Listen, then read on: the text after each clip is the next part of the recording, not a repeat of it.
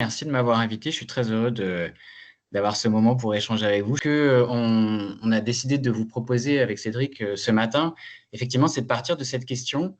Pour ceux d'entre vous qui ont interagi avec ChatGPT et ses équivalents, donc là, vous avez une démonstration, on a l'impression d'échanger avec un interlocuteur qui comprend ce qu'on dit.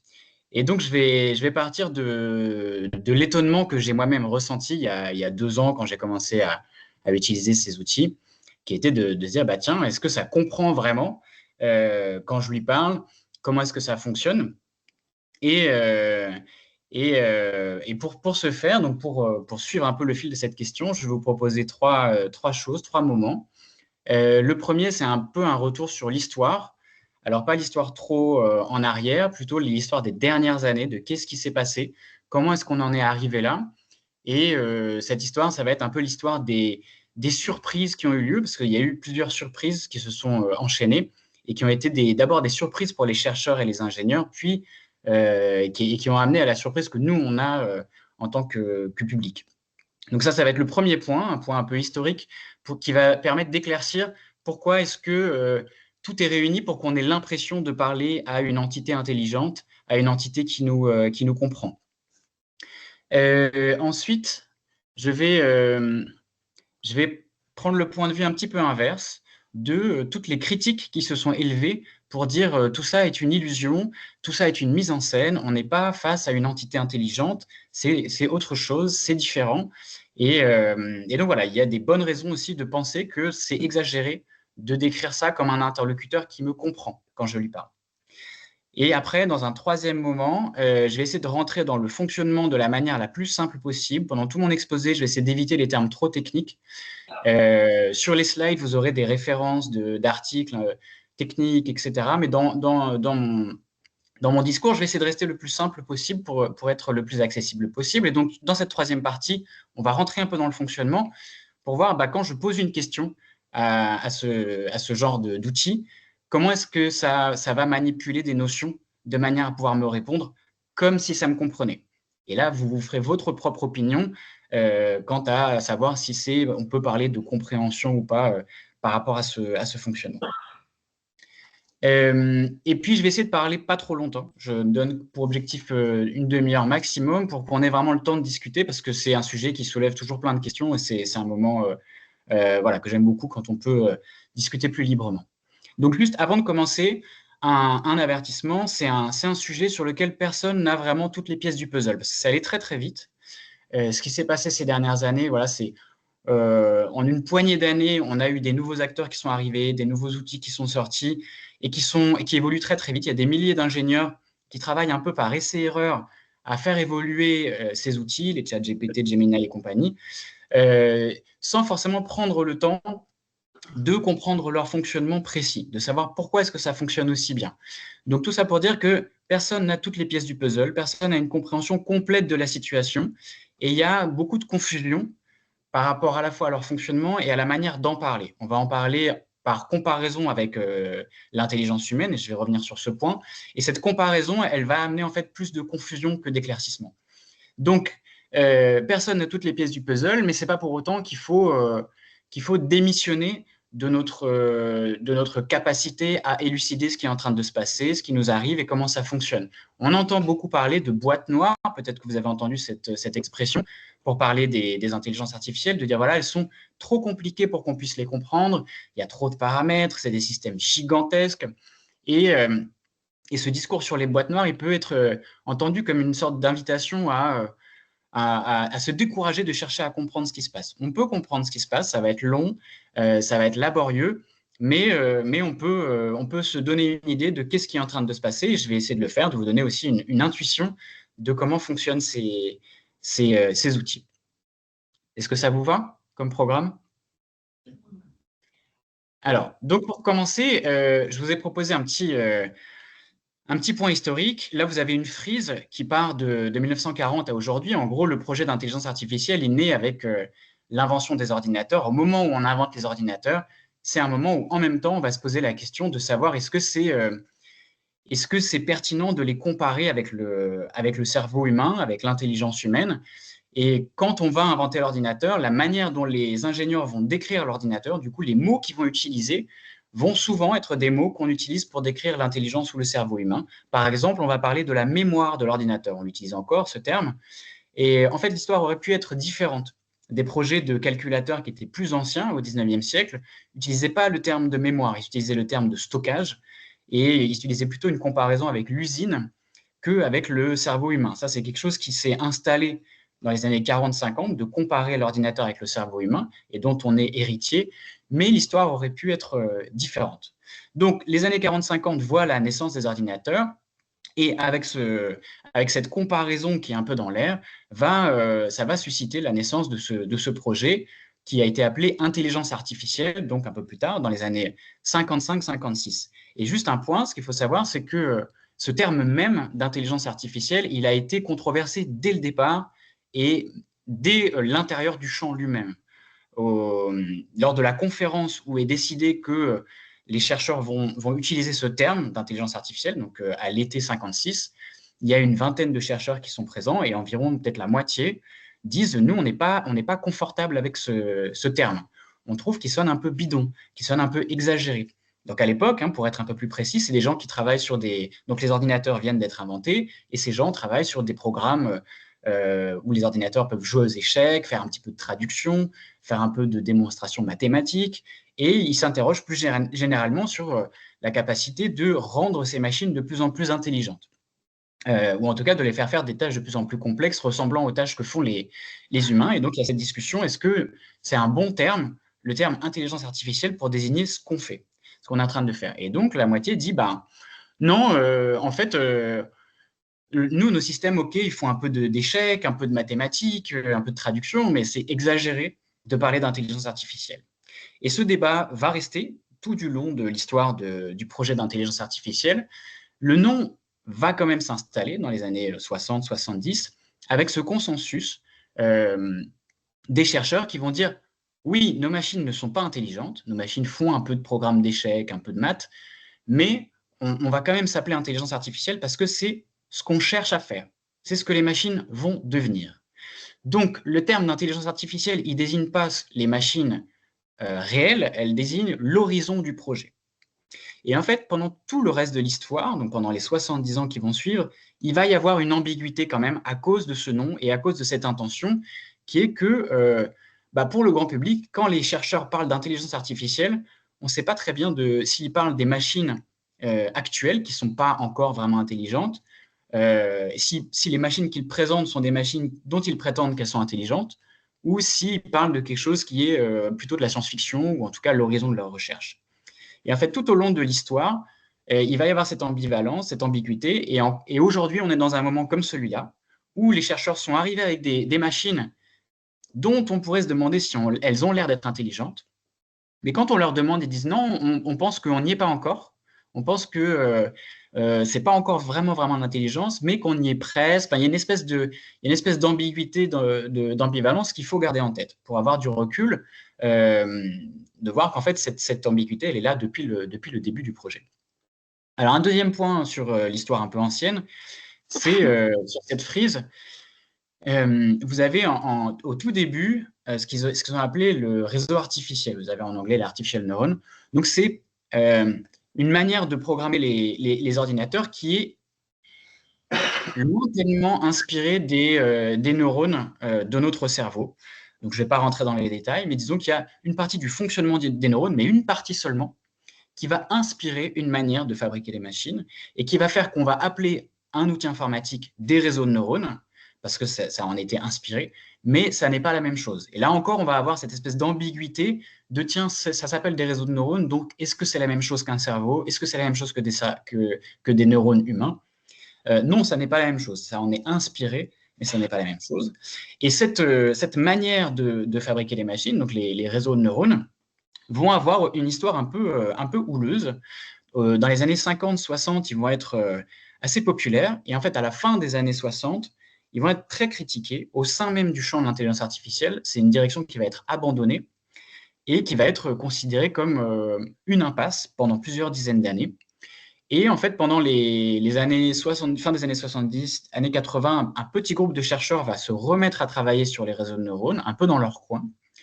Et ils vont en fait petit à petit les améliorer, trouver les machines pour les faire tourner de plus en plus performantes et faire, grâce à ce travail un peu entre eux, réussir à fabriquer des réseaux de neurones beaucoup plus grands, beaucoup plus performants, beaucoup plus puissants, qui vont, euh, qui vont, euh, qui vont changer complètement la donne de l'histoire, mais beaucoup plus tard, au début des années 2010.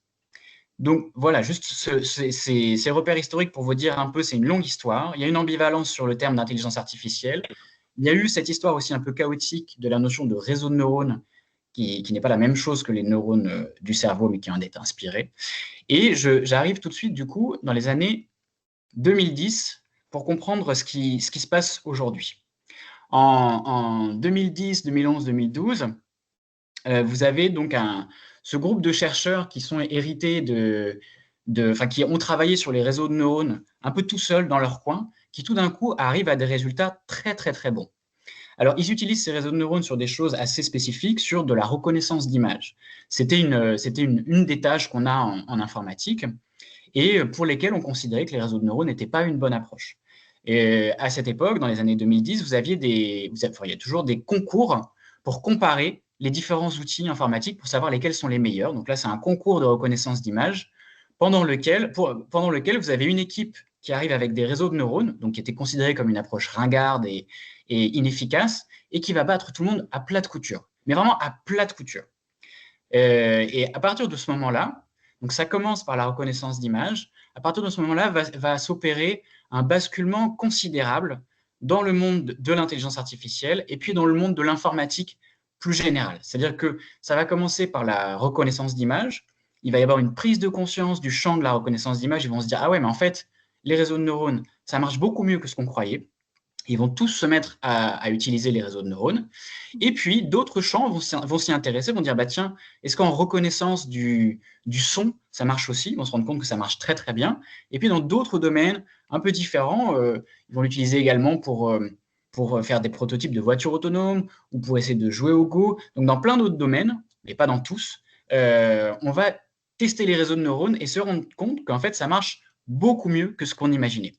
Donc voilà, il y a un moment très important qui commence à partir de 2012, où il y a une prise de conscience du monde de l'IA et du monde de l'informatique, qu'une technologie qu'on pensait obsolète, ringarde, nulle, en fait marche beaucoup mieux que ce qu'on imaginait, et qui va déclencher un cycle de hype, un cycle de buzz, un cycle de tout le monde tout d'un coup se dit « Ah, l'intelligence artificielle, il se passe quelque chose, il y a une révolution en cours ». Ça va se traduire par un afflux massif de financement de la part des grandes entreprises de la tech. Donc, dès 2013, vous avez Google qui va racheter des coquilles vides, des boîtes qui ont été créées par ces chercheurs pour les embaucher. Facebook va aussi en embaucher à l'appel. Microsoft va les embaucher. Et donc, il va y avoir énormément d'argent qui va être injecté dans ce domaine-là, ce qui va contribuer à le faire aussi fructifier. Donc voilà, vous avez un premier boom, vous n'avez pas un premier, mais un boom de l'IA dans ces années 2010 qui va se traduire dans des applications concrètes en reconnaissance d'images, en reconnaissance du son. Hein. C'est ça qui va permettre à l'Amazon Echo, par exemple, d'exister, puisque vous pouvez lui parler et quand vous lui parlez, il vous comprend. C'est grâce à ce genre de technologie ou à tous les projets de voitures autonomes qui vont naître à ce moment-là ou à la reconnaissance faciale, comme vous pouvez le voir sur le slide. Donc, ce moment de succès, il va avoir une lecture assez particulière il va donner lieu en fait à énormément de déclarations à la tonalité apocalyptique. Vous avez vous avez un premier moment 2012-2013 dans le monde de l'informatique, on va dire tiens c'est incroyable, ça marche très très bien. Ensuite les entreprises de la tech qui vont investir dessus, qui vont commencer à l'utiliser pour faire de la publicité, pour reconnaître les images que les gens publient en ligne, pour faire donc toutes les choses qu'on a un peu évoquées. Et puis la presse va se faire le relais de ce qui est en train de se passer. Vers 2014, 2015, 2016, il va y avoir beaucoup d'articles qui disent tout d'un coup, on a une nouvelle révolution en intelligence artificielle qu'on n'avait pas vu venir. Les réseaux de neurones marchent mieux que ce qu'on pensait en reconnaissance d'images, en reconnaissance de son, etc. Et ce moment de hype va être interprété par pas mal de personnes comme avec cette espèce de lecture apocalyptique de dire « Ouh là là, tout d'un coup, l'intelligence artificielle se met à marcher. Est-ce que ça veut dire qu'on va avoir des machines véritablement intelligentes qui vont pas seulement juste reconnaître les images et le son, mais devenir vraiment intelligentes? Et si c'était le cas, est-ce que cette irruption de machines véritablement intelligentes ne va pas signer la fin de l'humanité ou un risque existentiel pour l'humanité ou en tout cas la fin de l'emploi? On entend donc, à partir déjà de ce moment-là toutes sortes de discours sur s'il y avait des machines, si des machines véritablement intelligentes émergeaient, elles pourraient résoudre toutes sortes de problèmes, mais aussi peut-être prendre des initiatives et prendre des initiatives malheureuses. Donc on a des récits sur le fait que des machines super intelligentes pourraient décider en fait de se débarrasser des humains. Donc toutes sortes de fictions qui circulent dans la presse ou dans des livres. Vous avez ce livre que j'ai mis sur le slide, La super intelligence au milieu, qui va être très influent, qui va être lu par Bill Gates, Elon Musk, qui vont en parler à la presse. Vous avez Stephen Hawking, qui est astrophysicien, mais qui va se faire le relais de ce genre de discours. Et en fait, la presse puis le grand public ne savent pas en fait très bien faire le tri entre ce qui est de l'ordre du succès technique, c'est-à-dire on a des programmes qui se mettent à marcher bien en termes de reconnaissance d'image, et ce qui est de l'ordre de la fiction, science-fiction, on ne sait pas très bien de de quoi on est en train de nous parler. Et donc, il va y avoir une chambre d'écho à ces discours apocalyptiques. Donc cette idée d'apocalypse déclenchée par les intelligences artificielles, elle est assez ancienne. En fait, elle a une histoire aussi longue que le projet d'intelligence artificielle. Depuis qu'il existe, il y a l'accompagne en fait des discours sur le fait que des machines intelligentes pourraient avoir des effets catastrophiques. Hein. Le film 2001 Odyssée de l'espace, il date des années 60. Déjà dans les années 60, vous aviez des discours sur cette thématique-là de machines qui pourraient avoir des intentions mauvaises vis-à-vis de l'humanité, mais qui sont de la fiction et qui accompagnent du coup les progrès en intelligence artificielle. Donc c'est un mythe qui est assez ancien. Et pour nous, chercheurs plutôt de la sphère, on va dire, européenne et française, on est plutôt de tradition, on va dire, laïque, et on prend ça comme un mythe, et on a du mal ou comme de la fiction ou de la science-fiction, et on a du mal à voir comment ça se raccroche avec les machines concrètes, réelles que fabriquent ces ingénieurs qui font des machines qui font de la reconnaissance d'image. Ça ne veut pas dire que c'est l'extinction de l'humanité demain. Mais à l'époque, pourtant, il y a un lien qui se fait, et pour comprendre ce lien, ce qu'il faut savoir, c'est qu'en fait, il y a une dimension religieuse en fait importante. Ce mythe de la singularité, c'est un recyclage du messianisme protestant anglo-saxon que nous, on a du mal à voir, en fait. Toutes ces technologies et ces discours sur la technologie viennent de la Silicon Valley, viennent des États-Unis. Les États-Unis, c'est un pays qui est profondément religieux, où la religion a une place très importante, parce qu'on a du mal à prendre en compte, nous, qui sommes un pays plutôt laïque. Et dans ce pays religieux où la religion a une place importante, les discours messianiques ou apocalyptiques, ils sont omniprésents chez les évangélistes, enfin voilà, ils sont très présents. Et là, en fait, ça déteint sur la grille de lecture que vont avoir les gens sur les technologies qu'ils fabriquent. Donc c'est une manière de, enfin voilà, c'est un effet collatéral de la présence de la religion et de la lecture messianique de ce qui se passe aux États-Unis, qui va se traduire sur comment est-ce qu'ils interprètent la technologie. Donc pourquoi je fais cette longue explication sur la singularité, sur la religion, sur ce moment, c'est qu'en fait, c'est à ce moment-là que va naître une entreprise qui est essentielle dans ce qui nous arrive aujourd'hui, qui s'appelle OpenAI, et elle va naître dans ce contexte de succès de l'intelligence artificielle qui est interprété dans des termes d'apocalypse possible. Concrètement, vous allez avoir un certain nombre d'acteurs, dont des gens qui sont devenus très connus ensuite, hein, Elon Musk, Peter Thiel, Reid Hoffman, qui est le créateur de LinkedIn, voilà, un certain nombre d'acteurs de la Silicon Valley qui prennent très au sérieux ces déclarations apocalyptiques au sujet de l'IA. C'est-à-dire qu'on a entendu à cette époque Elon Musk faire plein de déclarations sur l'intelligence artificielle en disant qu'il avait peur que les progrès de l'intelligence artificielle amènent la fin de l'humanité. Et nous, en France, on a pris ça comme des sortes de discours un peu marketing pour faire parler de lui. En fait, c'est quelque chose dans lequel il croit sincèrement. Et il n'est pas le seul à y croire sincèrement, Peter Thiel aussi. Et Peter Thiel, d'ailleurs, est quelqu'un qui a justement tous ses liens avec la religion, les questions d'immortalité, etc. Bref, donc vous avez ces acteurs de la Silicon Valley qui vont prendre au sérieux le fait que ce boom de l'IA pourrait en fait avoir une grille de lecture apocalyptique sur ce boom de l'IA. Ils vont se réunir et se dire qu'est-ce qu'on pourrait faire nous. C'est peut-être la chose la plus grave qui est en train d'arriver à l'humanité. On ne peut pas rester les bras croisés.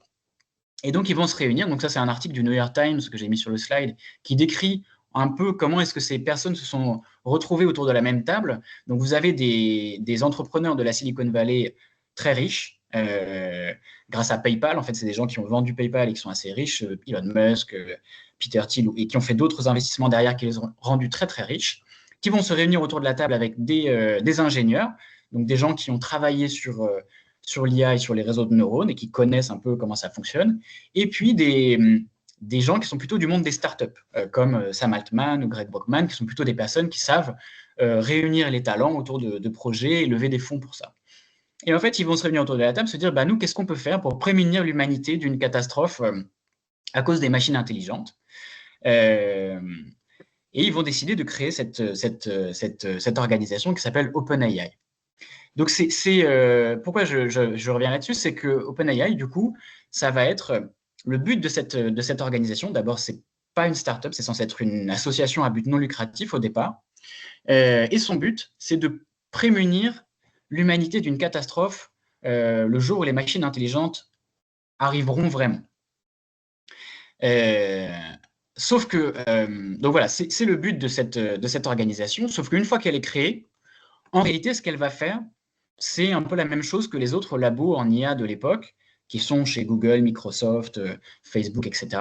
Elle va faire, en fait, elle va faire des recherches en intelligence artificielle. Si vous voulez, ça paraît paradoxal, mais en fait, la rationalité de ces gens-là, c'est de se dire, pour prémunir l'humanité d'une catastrophe à cause de l'IA, il faut que ce soit nous qui la fabriquions en premier. C'est un peu cette manière de penser qui peut paraître étrange.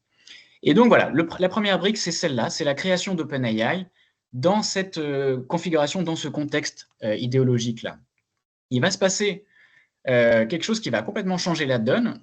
En 2017, donc là je vous ai mis l'article technique, mais pas besoin de regarder les détails. En 2017, des ingénieurs de Google vont publier un article sur l'utilisation des réseaux de neurones dans le domaine du langage. En fait, c'était quelque chose qui ne marchait pas. Donc, au début des années 2010, comme j'ai expliqué, vous avez un boom sur la reconnaissance d'image, sur la reconnaissance de son. Ça se met à marcher beaucoup mieux que ce qu'on aurait imaginé. Mais au niveau du texte, ça marchait pas bien. Quand on fabriquait des machines qui généraient du texte en utilisant des réseaux de neurones, ça faisait très vite du texte incohérent, ça ne fonctionnait pas. Et ces ingénieurs, en 2017, vont trouver un moyen. Ils vont dire, tiens, on pourrait utiliser ce mécanisme qu'on appelle de l'attention, peu importe les détails du mécanisme, et on voit que le texte produit est un petit peu plus cohérent. Donc, c'est un générateur de texte, ça veut dire que vous lui donnez une phrase et ça vous donne le mot suivant le plus probable, les mots suivants les plus probables. Un peu comme à une époque, dans vos téléphones, quand vous écriviez des SMS, ça vous suggérait le mot suivant. Là, c'est un peu la même chose, ça utilise des réseaux de neurones pour faire ça. Et donc, ces ingénieurs publient cet article et ils voient juste que c'est une manière où ça marche un peu moins mal que les autres outils de l'époque.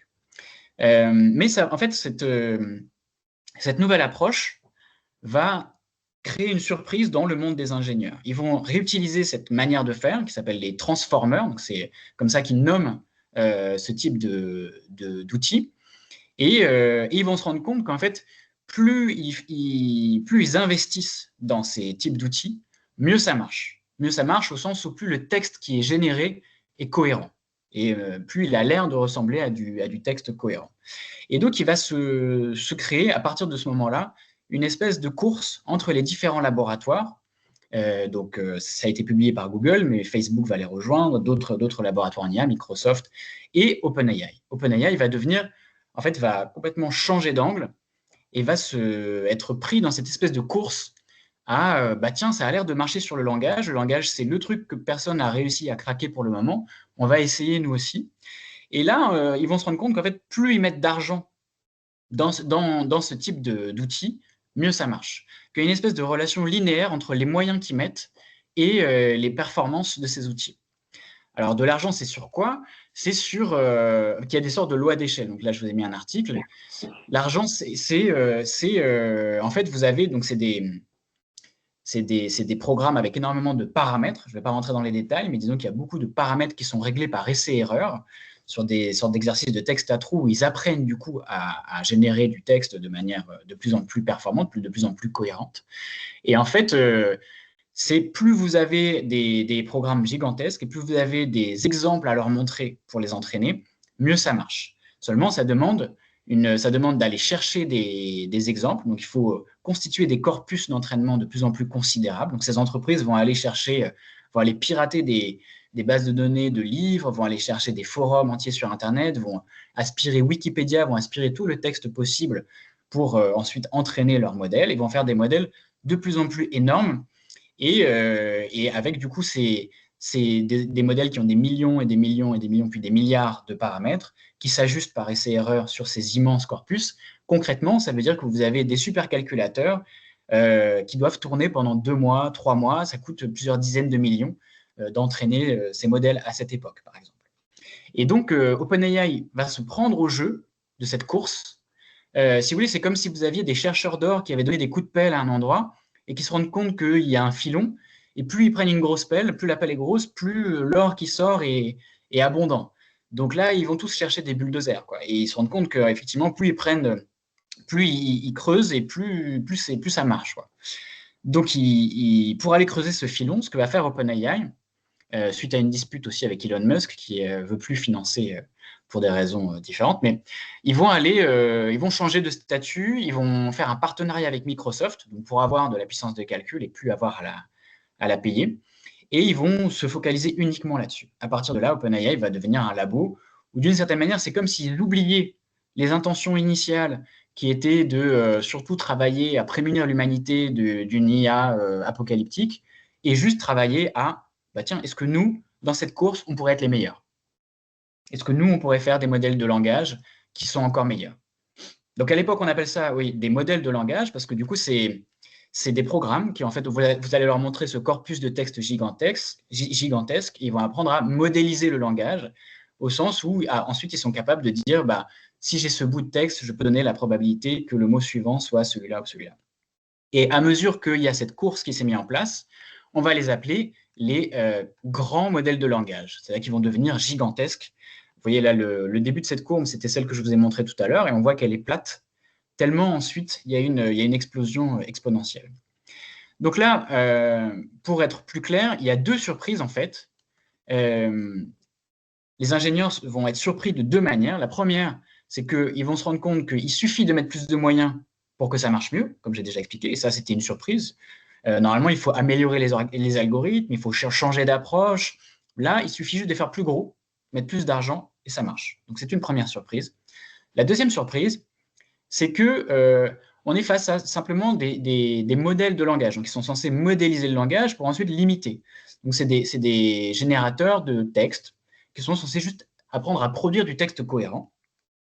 Et ensuite, la manière dont c'était conçu, c'était qu'on fait des programmes qui sont capables de produire du texte, et ensuite, on va utiliser ça dans des programmes réentraînés, donc remodifiés, auxquels on va apprendre ensuite à faire des tâches particulières. Par exemple, à répondre à des questions de droit, de médecine, à faire de l'arithmétique, à faire de la traduction.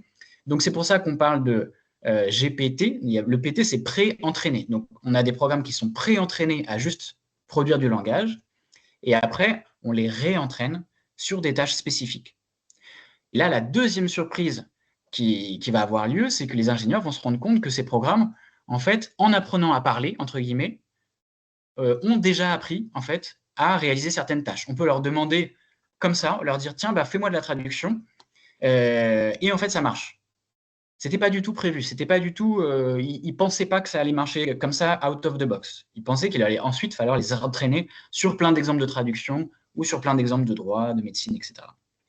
Donc ça, c'est une deuxième surprise qui va désarçonner les ingénieurs et démultiplier l'effet, si vous voulez, de course À l'époque, vous avez un ingénieur qui va tweeter, qui va dire, voilà, maintenant, il y a une seule chose, c'est l'échelle. It's all about scale now. Il faut juste faire plus gros, plus gros, plus gros.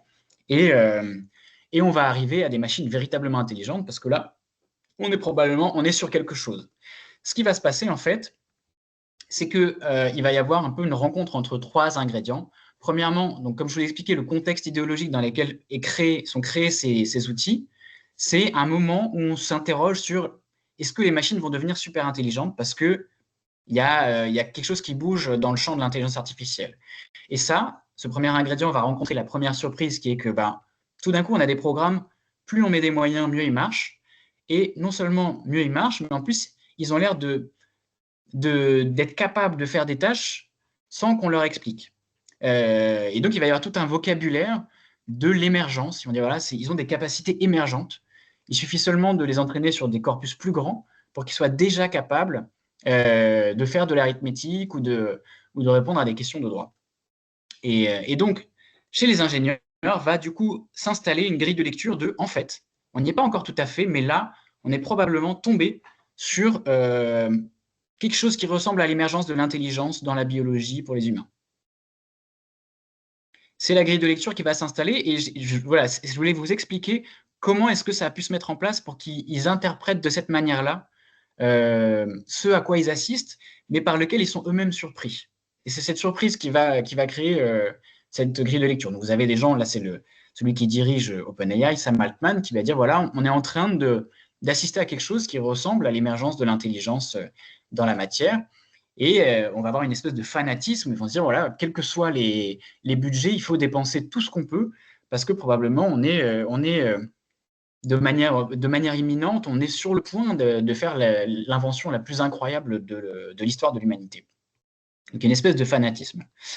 Et il va se passer une troisième surprise, mais là qui va plutôt toucher le grand public, qui est une question d'interface, de comment est-ce que cet outil va ensuite être publié, comment est-ce qu'il va être montré au grand public. À l'époque, les interfaces pour les modèles de langage, ça ressemble à ça. C'est pas du tout parlant. C'est vous mettez au début un peu de texte et ensuite le programme, donc là c'est ce qui est surligné en vert, va vous mettre le texte suivant. C'est pas présenté comme une interface de questions-réponses. C'est pas présenté comme un interlocuteur avec qui vous avez une conversation. Et ça, c'est un travail que va faire OpenAI. En fait, ils vont, pour le coup, réentraîner à la main, avec des petites mains en Afrique et ailleurs, qui vont noter les réponses, enfin en tout cas le texte qui est généré par leur outil, de manière à ce qu'il soit poli, à ce qu'il soit politiquement correct, à ce qu'il ressemble de plus en plus à quelque chose, à des réponses qu'aurait donné un être humain. Donc ils vont être réentraînés pour ressembler à ça. Et ils vont faire une interface, donc qui va être ChatGPT.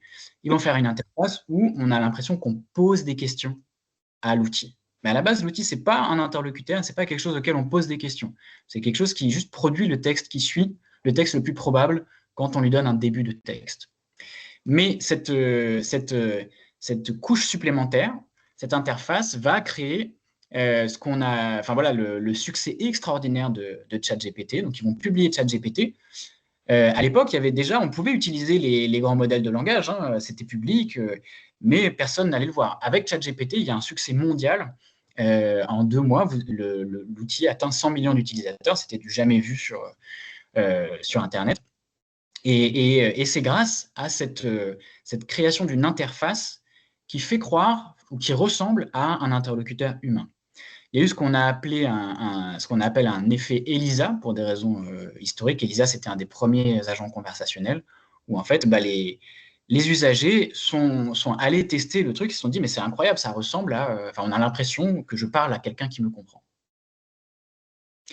Donc ça, c'était et voilà. Et donc on va avoir aussi des utilisateurs qui vont se dire tiens, je pourrais lui faire passer des examens du barreau, des examens de MBA, des examens de médecine, et en fait, très souvent, il y arrive. Donc, va s'installer à partir de ce moment-là une grille de lecture dominante à cause de la surprise qui a eu lieu chez les ingénieurs et ensuite de la surprise qu'il y a dans le grand public à cause de cette interface ressemblant à un interlocuteur humain. Une grille de lecture dominante qui est on est face à l'émergence, une sorte d'émergence d'intelligence. Donc là, c'est la fin de ma première partie. Je vois que j'étais beaucoup trop long, donc je vais accélérer sur les deux suivantes. Je vais vous donner juste un peu les éléments principaux.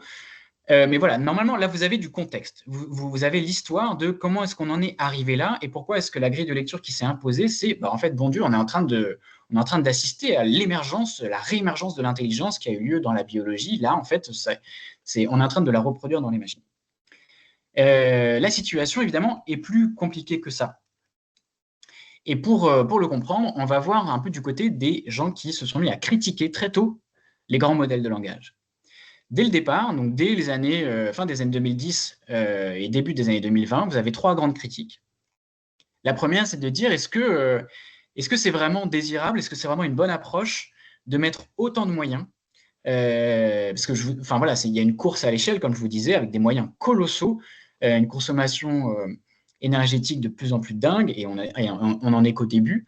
Donc, une première critique qui est de dire, voilà, écologiquement, est-ce que c'est vraiment raisonnable dans la période dans laquelle on vit, tout d'un coup s'embarquer dans cette aventure. Donc, première critique. Deuxième critique qui est de dire, voilà, vos machines produisent du texte, mais vont apprendre à modéliser le langage et ensuite produire le texte probable par rapport à ce qu'ils ont modélisé. Mais en fait, ils imitent du coup un corpus. Et les corpus que vous leur donnez, en fait, c'est les textes de notre civilisation. Et les textes de notre civilisation, en fait, ils ont une histoire assez misogyne, éventuellement raciste. Voilà, il y a un certain nombre de biais de l'histoire de nos 300, 400 dernières années qui font que du coup, si on en reste là, les machines vont produire des textes qui vont répercuter, voire amplifier les biais de nos sociétés. Et troisième critique, et on va parler seulement de celle-là, c'est de dire, voilà, en fait, c'est une illusion. Vous dites qu'on est face à une émergence d'intelligence et que donc il y a une forme de compréhension des grands modèles de langue, mais en fait, c'est une illusion. Et je vais vous expliquer rapidement quels arguments ils ont pour dire que c'est une illusion. Premièrement, alors voilà, l'argument principal, c'est de dire en fait, ce sont des machines qui ont appris à imiter le langage, et donc ils imitent la forme du langage, mais pas son contenu.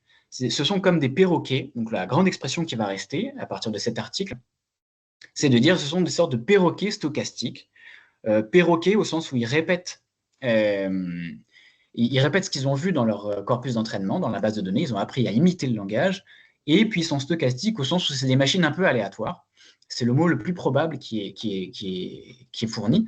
Et du coup, voilà, ils ne répètent pas exactement. Donc, ça a l'air d'être différent. Mais en fait, ça fait que recracher ce qu'il y avait dans les corpus d'entraînement. Ce n'est pas du tout de la compréhension. Ce n'est pas du tout de l'intelligence. Donc, ça, c'est vraiment la grille de lecture principale.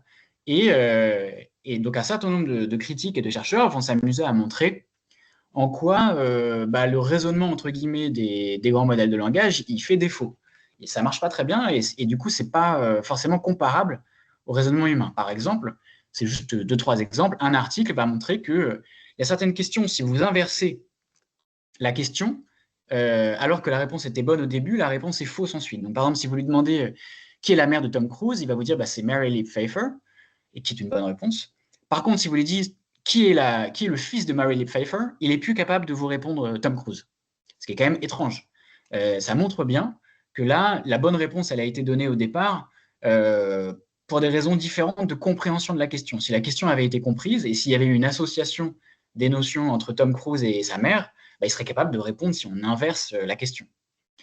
D'autres tests vont montrer que, donc là, par exemple, sur des problèmes de programmation, comme je vous ai dit au début de ChatGPT, on leur fait passer plein de tests et ils disent, voilà, c'est incroyable, c'est capable de passer le test du barreau, c'est capable de passer des tests de MBA. Et donc, c'est intelligent.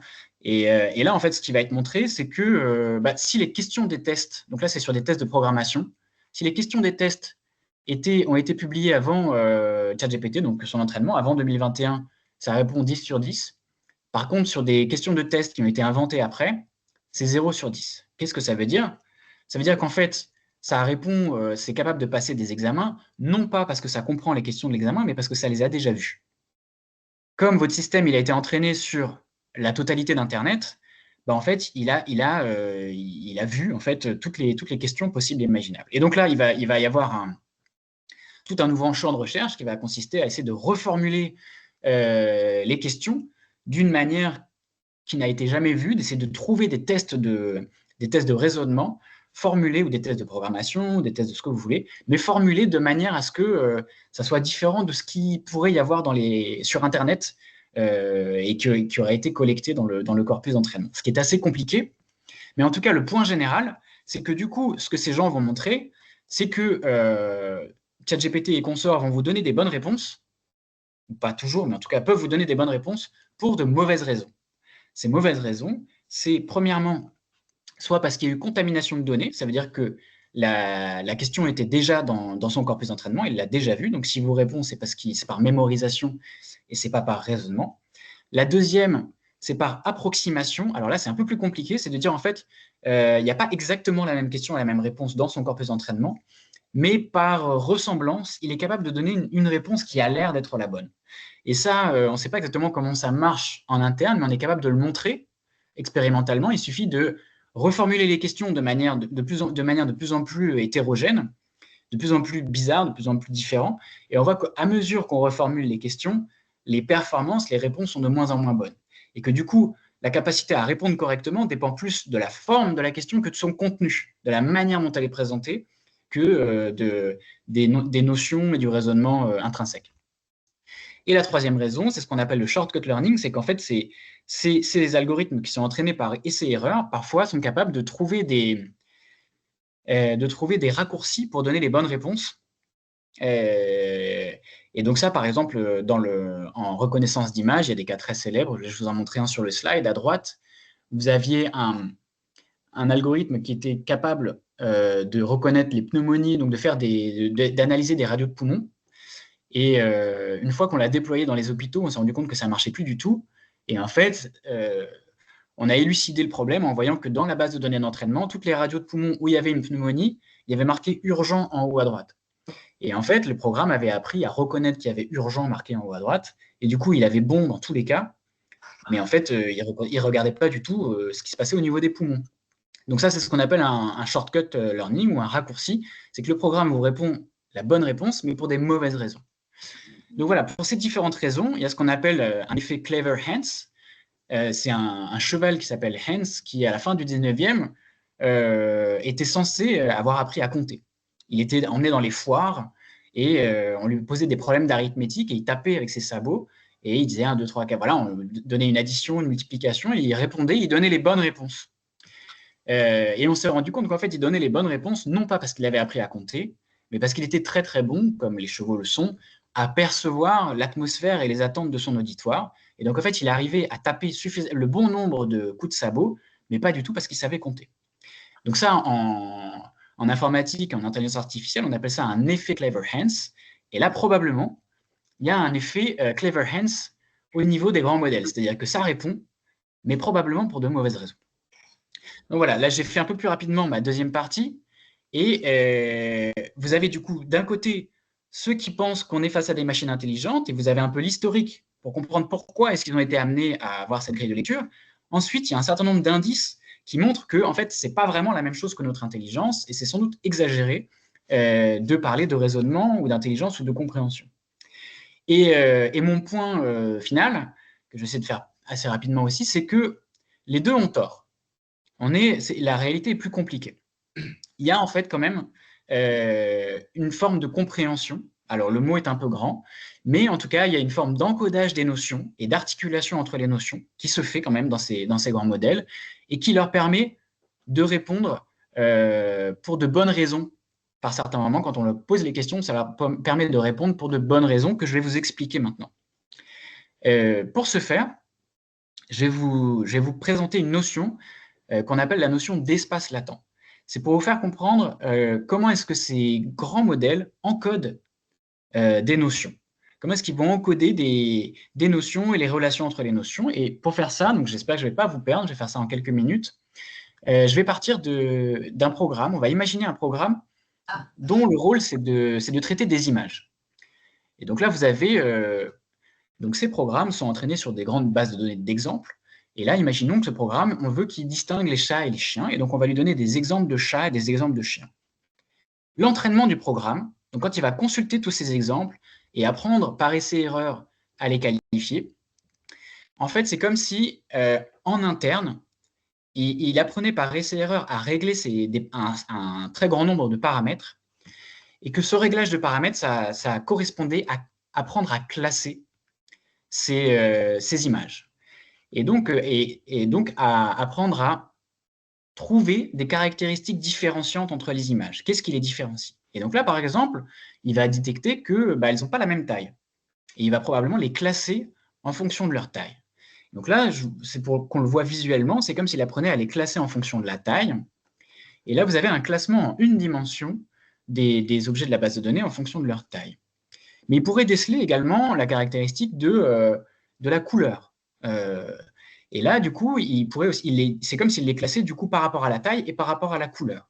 Et donc là, mathématiquement, en fait, ça correspond à un classement dans deux dimensions par rapport à la taille et par rapport à la couleur. Mais c'est aussi comme s'il pourrait aussi distinguer d'autres caractéristiques, par exemple la relation entre la taille des oreilles et le corps. Et là, vous avez, donc visuellement, on voit, c'est comme s'il avait classé en 3 dimensions les objets de la base de données en fonction de leur taille, de leur couleur et de la forme des oreilles. Donc là, on a un classement en 3 dimensions en fonction des caractéristiques différenciantes. Et là, ce qui va être difficile, mais je vous le dis juste, c'est qu'il y a 2 difficultés. D'abord, c'est que les algorithmes ne vont pas détecter que 3 différences. Ils vont détecter des dizaines de milliers de différences. Donc, on est dans des espaces à des dizaines de milliers de dimensions, donc on ne peut pas les visualiser. Mais en fait, c'est ce qui se passe. C'est comme s'ils avaient des sortes d'espaces à 10 000 dimensions dans lesquels ils rangeaient les objets qu'on leur montre, les objets de l'entraînement, en fonction de leurs caractéristiques différenciantes, sachant que les caractéristiques qu'ils trouvent, en fait, ne sont pas celles que nous, on verrait, c'est-à-dire la couleur ou la taille. C'est fait par essai-erreur, et donc c'est d'autres choses. Et puis, pour compliquer encore l'affaire, c'est compressé. Mais ça, je n'en parle pas plus. Mais voilà, le résultat, c'est que votre algorithme, en fait, il va être capable, par essai-erreur, il va être capable de ranger dans cet espace multidimensionnel des caractéristiques différenciantes, il va être capable de ranger, de dire, voilà, en fait, il y a une zone des chats et une zone des chiens. La combinaison de caractéristiques taille, couleur, oreille fait qu'il y a une région des chats qui est là et une région des chiens qui est là. Donc, quand vous lui montrez une nouvelle image, il va dire, OK, par rapport à sa taille, sa couleur et autres, je suis dans cette région, donc c'est un chien. Et inversement, vous allez pouvoir lui dire, tiens, prends-moi un point de la région des chats à tel endroit, correspondant à telle taille, à telle couleur, et il va vous générer une image de chat. Même s'il n'y a pas de chat correspondant dans la base de données à cette combinaison de caractéristiques, il va pouvoir, à partir de la combinaison de caractéristiques, dire voilà à quoi ressemblerait une image de chat si on prenait telle couleur, telle taille, telle forme des oreilles.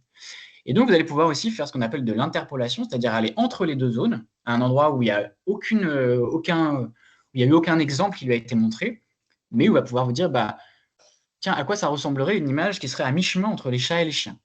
Et là, du coup, il peut vous produire une image qui est à mi-chemin entre les deux catégories. Donc, c'est comme ça que vous pouviez avoir des images de lapins, grenouilles ou autres, et que c'est des espaces continus mathématiquement, donc ça peut produire des images, même quand ça correspond à rien en termes d'exemple. C'est pour ça qu'il y a toute cette problématique des hallucinations. Ces modèles-là ne vont pas aller vérifier dans une bibliothèque ou dans une encyclopédie ce qu'ils disent. Ils vont aller produire ce qui correspond à la combinaison de caractéristiques qui a été requise, ce qui a été demandé. Donc, vous avez encodage des notions. Là, on comprend du coup mathématiquement comment on a encodage d'une certaine manière de définir chien ou chat. C'est des zones de l'espace des caractéristiques. Ou s'il y a cette combinaison de caractéristiques-là et celle-là, c'est un chien, ou sinon c'est un chat. Et en fait, ce qu'il va y avoir aussi, c'est qu'on a encodage donc, des notions, mais aussi encodage des qualités. C'est-à-dire que tous les chiens, par exemple, qui tirent la langue, vont être dans une zone un peu en haut à droite, on va dire par exemple de leur espace. Et tous les chats qui tirent la langue aussi vont être en haut à droite de leur espace. Et donc, vous pouvez prendre une image de chat, et ça va être un vecteur. Vous pouvez tracer un vecteur du coup dans l'espace, et dire, en fait, ça amène de chat qui ne tire pas la langue à chat qui tire la langue. Et ça permet du coup de manipuler une image. Vous avez une image de départ, et vous lui appliquez ce vecteur, et vous pourrez avoir un chat qui tire la langue. Donc c'est comme ça qu'on fabrique des deepfakes. C'est qu'en fait, les qualités des images, donc la couleur ou la forme, etc., sont sont des directions dans ces espaces. C'est des chemins dans cet espace. Si vous demandez à l'algorithme de parcourir ce chemin, vous pouvez transformer et du coup avoir, donc ça c'était des trucs assez anciens, hein, un visage, et ensuite vous le modifiez, vous dites bah, je veux qu'il ait l'air plus vieux, qu'il sourie, qu'il ait des lunettes. C'est comme ça que dès la fin des années 2010, on a pu fabriquer des deepfakes. Donc ça c'est pour vous donner une idée. Donc là, vous voyez qu'on a encodage de notions et encodage de relations entre ces notions, de qualité également, donc être vieux, être grand, Ça, c'est au niveau des images, pour vous donner une intuition un peu de ça, parce que notre propos, c'est le langage. En fait, on a la même chose au niveau du langage, mais c'est plus difficile à imaginer. Mais voilà, je voulais vous montrer l'image pour que vous puissiez vous dire, OK, il y a quelque chose de similaire qui se trame au niveau du langage. Au niveau du langage, on va transformer les mots en vecteurs. Alors, c'est plus compliqué, ce n'est pas les mots, mais on va dire qu'on transforme les mots en vecteurs. Donc, on va les mathématiser. Et de la même manière, donc là, on va entraîner les programmes à associer chaque mot aux autres mots du vocabulaire, à dire, bah, voilà la probabilité que ce mot-là soit proche de tel autre mot. Et on va arriver aussi à un encodage dans un espace multidimensionnel des caractéristiques. Mais là, on ne sait pas à quoi ça correspond, ce n'est pas la taille des mots, ce n'est pas la couleur. Mais en tout cas, le résultat est le même. C'est que vous avez un espace multidimensionnel dans lequel les mots similaires vont être proches et les mots différents vont être loin. Donc, par exemple, là, vous avez hélicoptère va être à côté de drone, mais ils vont être loin de aigle ou de abeille. Et dans cet espace multidimensionnel, vous aurez aussi des vecteurs qui vont décrire des relations entre ces mots. Par exemple, le vecteur qui va de homme à femme est le même que le vecteur qui va de roi à reine, ou bien vous aurez des vecteurs qui vont décrire un pays, le chemin qui va d'un pays à une capitale, qui va d'un mot à sa conjugaison. Donc, d'une certaine manière, vous avez quand même une espèce de cartographie du langage qui se fait, en fait, et des mots et des relations entre les mots, des expressions linguistiques et des relations entre les expressions linguistiques. Donc voilà, vous avez peut-être pas, c'est peut-être compliqué d'avoir une intuition de ça, mais c'est pour vous dire que c'est pour vous dire que quelque part dans ces algorithmes, il y a quand même des notions qui sont apprises entre guillemets, en tout cas qui sont encodées et qu'on peut décrire de cette manière-là avec la notion d'espace latent, où elles correspondent à des zones de ces espaces et il y a une forme de cartographie de leurs relations qui est apprise par les très grands modèles. Alors, ce qui est compliqué, et je vais m'arrêter là parce que j'ai parlé beaucoup trop longtemps et je pense que c'est bien si on discute. Ce qui est compliqué, c'est qu'en l'état, en fait, ce que je vous ai montré sur l'espace latent des textes, au niveau du texte, on sait très bien le décrire pour des tout petits modèles. On dit, voilà, on sait quelle est la relation entre hommes et femmes dans un tout petit modèle à 300 paramètres. Or, là, comme je vous ai montré, il y a eu une course à l'échelle considérable qui font que tous les ingénieurs de ce secteur sont en compétition les uns les autres pour faire les modèles les plus gros et les modifier par essai-erreur pour voir s'ils sont un peu plus performants que leurs voisins. Et donc, ils sont sur des machines gigantesques sur lesquelles ils ne savent pas très bien, en fait, quand ils répondent à une question, qu'est-ce qui a été activé. C'est très compliqué, ce serait très compliqué d'aller voir, il y en a qui essayent de le faire, d'aller voir qu'est-ce qui a été activé, comment et pourquoi. Donc, en bilan, en fait, quand vous posez une question à votre chat GPT et qui vous répond, en fait, on ne sait pas, et c'est probablement un mélange, et on ne sait pas dans quelle proportion, il vous répond parce qu'il a déjà vu la question, et donc en fait, il n'a pas réfléchi, entre guillemets, c'est simplement par mémorisation, parce qu'il a trouvé un raccourci qui fait qu'il est capable de donner la bonne réponse, mais en fait, c'est pour des raisons qui n'ont rien à voir, ou si c'est parce qu'il a effectivement encodé les notions et qui vous donne une bonne réponse pour de bonnes raisons, entre guillemets. Donc, c'est un mélange. La réponse à la question, est-ce que ChatGPT comprend, entre guillemets, est-ce qu'il encode les notions ou est-ce que c'est juste de l'imitation du langage? Elle est très compliquée parce que c'est un mélange des deux et on ne sait pas dans quelle proportion. Et là, on est dans une situation où on continue cette course à l'échelle et où les modèles progressent plus vite que les efforts de compréhension pour savoir dans quelle proportion est-ce que ça répond pour les bonnes raisons ou les mauvaises raisons. Donc voilà la situation dans laquelle on est, qui crée évidemment beaucoup de confusion, surtout quand on arrive avec ce que j'ai voulu vous montrer, si vous voulez, c'est que les deux premières positions qui sont de dire on est face à l'émergence d'une intelligence ou ça n'a rien à voir avec de l'intelligence, c'est stupide, ce sont des perroquets. Dans les deux cas, en fait, on est prisonnier de l'analogie avec le raisonnement humain et avec l'intelligence humaine. Et prisonnière au sens où on dit c'est la même chose ou c'est pas la même chose. En fait, il faut un peu s'écarter de cette analogie et se dire spécifiquement comment ça marche ces trucs-là et de voir que bah oui, en fait, du coup, c'est un peu plus compliqué. Par moment, ça donne les réponses pour les bonnes raisons. Et donc, juste une notion pour terminer qui est essentielle, c'est qu'en tout cas, ce qui va déterminer les réponses de ces outils, c'est sur quoi ils ont été entraînés. C'est comment est-ce qu'ils ont été calibrés. C'est ça qui va en fait donner leur tonalité, donner l'atmosphère, donner la manière dont ils répondent, les réponses. C'est de là que tout vient. Et pour illustrer ce propos-là, je vais revenir aux images. Donc ça, c'est si vous demandez à un des outils de génération d'images de vous produire des Indiens qui se prennent en photo, donc des Indiens du Pacifique ou des tribus africaines ou des Indiens d'Amérique, vous avez ce type de photos. Est-ce qu'il y a quelque chose qui vous frappe dans ces photos?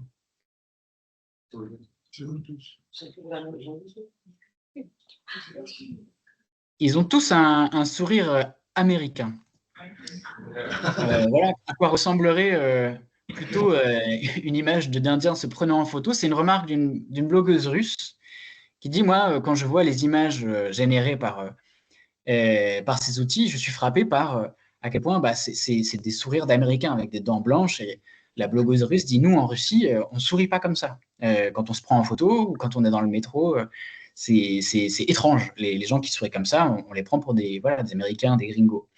Et donc, pourquoi est-ce que ces outils produisent ce genre d'image? Eh bien, ça vient de leur base de données d'entraînement. Donc là, je vous montre en fait la base de données d'entraînement, mais peu importe.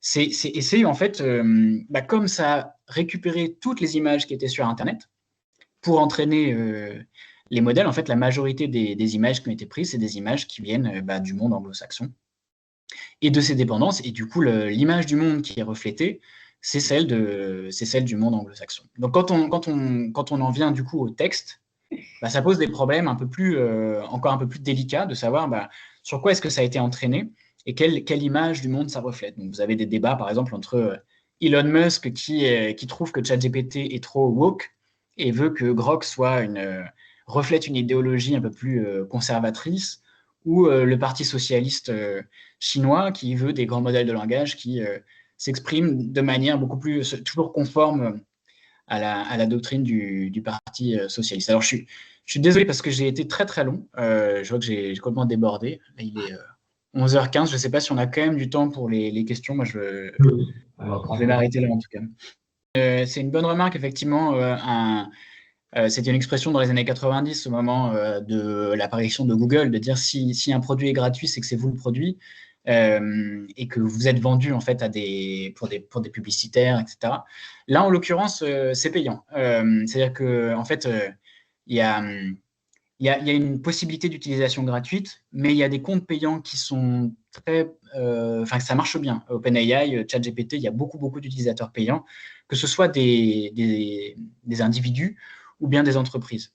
Toutes les grandes entreprises, elles ont investi dedans, elles sont clientes. Et donc, ils ont un chiffre d'affaires considérable.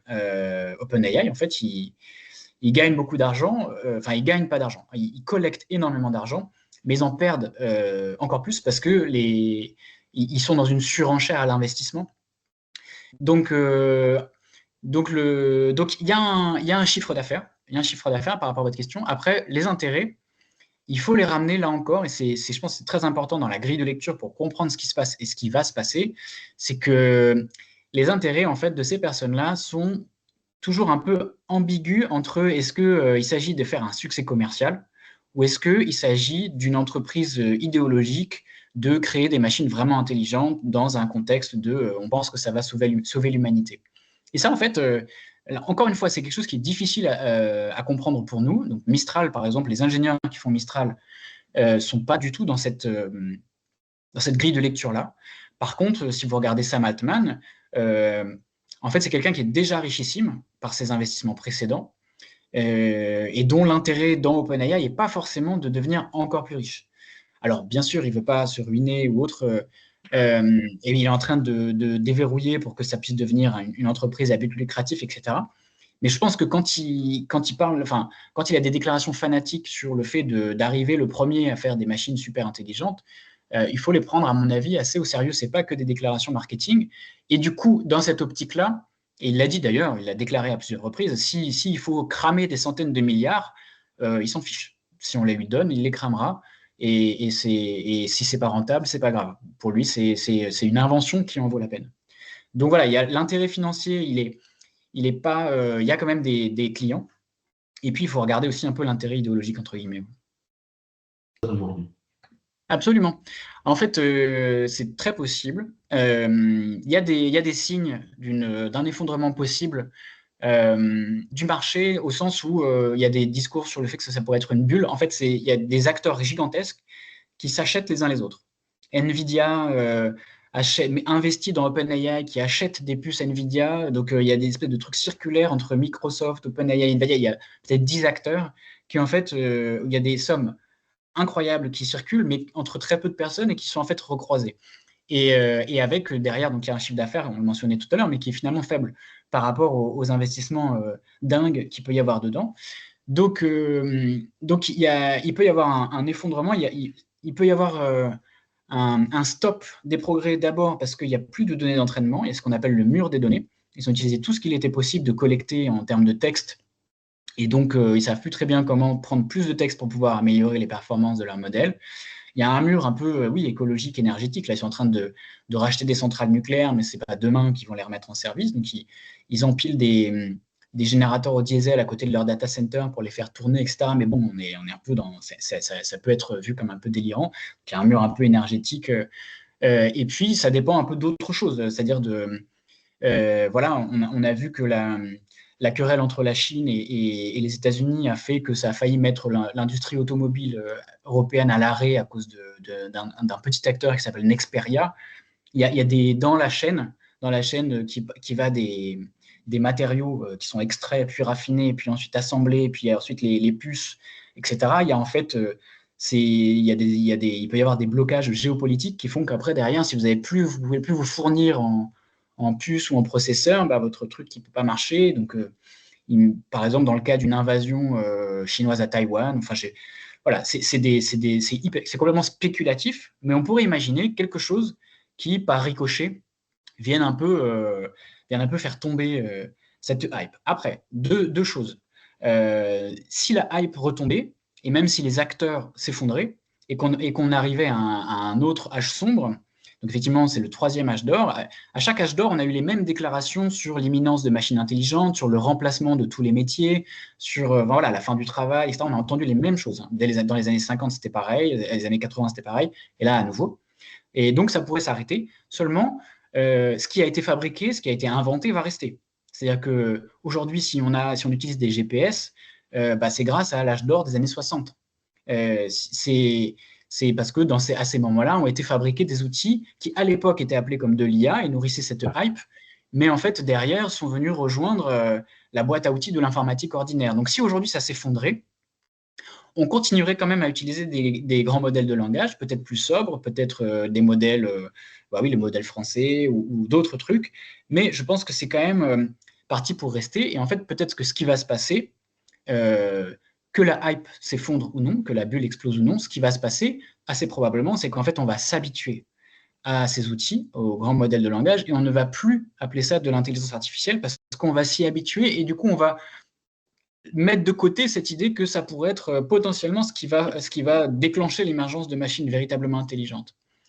Alors, il y a deux possibilités. Soit c'est parce qu'il y a un éclatement de la bulle et que du coup, bah, on arrête de parler d'IA et on se dit, bon, ils nous ont un peu vendu du rêve, mais on n'en a jamais vu la réalité. La deuxième possibilité, c'est que la hype prenne un relais sur autre chose. Et en fait, dans les années 2010, la hype, elle venait de la reconnaissance d'image, de la reconnaissance de son, du Go. Et on se disait, voilà, là, on est sur le point d'avoir fait des machines intelligentes parce qu'elles savent jouer au Go et faire des images, etc. Et puis en fait, maintenant, bah, on se dit, OK, en fait, c'est juste on a appris aux machines à jouer au Go en se passant d'intelligence. Enfin, on a trouvé un moyen pour que des machines jouent au Go, mais il ne s'agit pas forcément de prémices d'intelligence. Et là, on pourrait avoir la même chose où on s'habitue aux grands modèles de langage, mais la hype se déplace sur d'autres choses. Et là, il se passe beaucoup de choses au niveau de la robotique. Il y a beaucoup de publications sur les robots, parce qu'en fait, c'est un effet des succès dans les grands modèles de langage. Ça a des effets sur ce qui se passe en robotique. Il y avait des choses qui ne marchaient pas en robotique. Je ne vais pas rentrer dans les détails, ce serait trop long, mais qui sont en train de se débloquer. Et du coup, ce qui pourrait se passer, en fait, ça se trouve dans 5 ans, en fait, il y a à nouveau une hype, mais on ne parle plus des grands modèles de langage, on parle des robots. Et on dit, voilà, c'est incroyable, maintenant, ils sont dans le monde réel, ils sont capables de se déplacer, de comprendre ce qu'on leur dit, etc. Et en fait, et après, et ça continue, c'est-à-dire que 10 ans après, on va s'habituer à ce qu'on aura fait dans les robots, et soit le cycle est retombé, soit ça s'est déplacé. Il y a 2 niveaux. Il y a le niveau un peu des discours et de la hype sur l'IA, et puis le niveau des outils eux-mêmes, qui en fait sont appelés de l'IA pendant quelques années. Ils sont appelés de l'IA tant qu'ils surprennent. Et là, on est en pleine surprise. Et une fois que la surprise retombe, on n'appelle plus ça de l'IA. Merci Alban.